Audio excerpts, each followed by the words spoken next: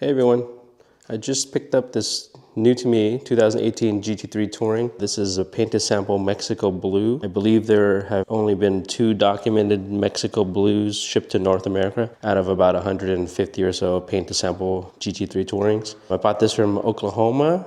Owner's name was Clay, super nice guy. He's a touring fanatic. He's had 4 or 5 Tourings already in all sorts of colors.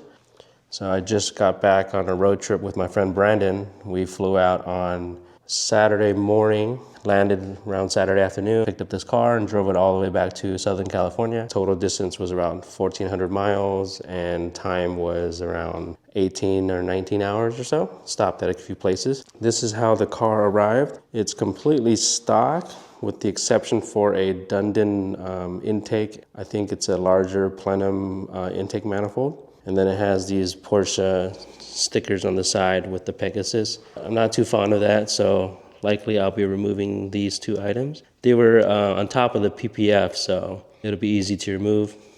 The car has full front PPF, some trouble spots, high impact areas on the fenders, the rear bumper, or some of the roof here. Most likely I will leave the front PPF alone, but the rest of the car I'm gonna remove and redo to get it completely covered.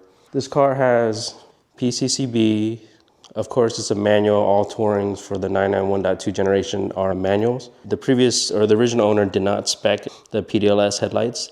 So these are the base headlights, and I'll get into why I think he did this. Initially, this is supposed to be chrome from the factory, but I believe somebody got it painted, and it doesn't match too well.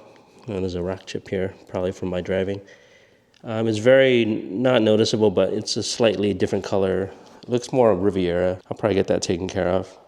Back to the headlights. I think this car was spec'd with the base headlights because the PDLS has black lenses and like more of a black theme to it, whereas the base headlights are chrome. And I think it goes really well with the chrome trim. For Tourings, you can spec this with black or chrome trim. And it's more of a satin finish, actually. This car came with satin, and I think that matches the wheels, the headlights, and also the rear Porsche emblem here. Oh, and also the chrome exhaust tips. One interesting thing to note is that if you got a standard color, this comes body color. So if you got chalk or white, or I don't know if red was available, but if you did, this would come body color. But for paint to sample, this comes black.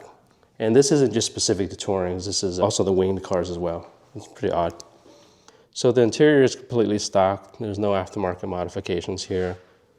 This car was specified with 911R seat inserts. It reminds me of like a bamboo mesh type of material. It's not fabric. I think it's might be plastic or something, I'm not sure. The seats on the GT3 Tourings, normally this comes with the Porsche crest. The original owner opted for the Touring script. Instead of the deviated stitching, he got the blue piping here. And I believe the color is Olympic blue. It's probably what was available. It's not an exact match to the Mexico, but it's very close. So the rest of the interior has standard GT3 Touring interior, like this anthracite black. Door sill here with the standard black Touring stitching and the matching anthracite, if I'm saying that right, trim here, which is the same as the trim on the dashboard and center console. One thing to note is that the previous owner didn't spec the chrono thingy here. I call it a wart. I actually prefer it without it because with it, at nighttime it lights up and it's really annoying. So I always disable it. My first GT4, I spec'd it without it, and I love the way it looks. I'm really glad this car didn't have it, because it makes the dash look super clean. So that's pretty much it. I just wanted to show the car in its condition as it just arrived. I'll be customizing it to how I like in the future months. This one's a really nice example. It does have a history, so I'll get to that in some later videos, but you probably recognize this car from a Bring a Trailer auction early this year. There was some talk about some damage to the front end, things like that, but I'll get into it with some further videos and clarify what really happened and how I got a pretty good deal on this car, in my opinion. So, there you have it.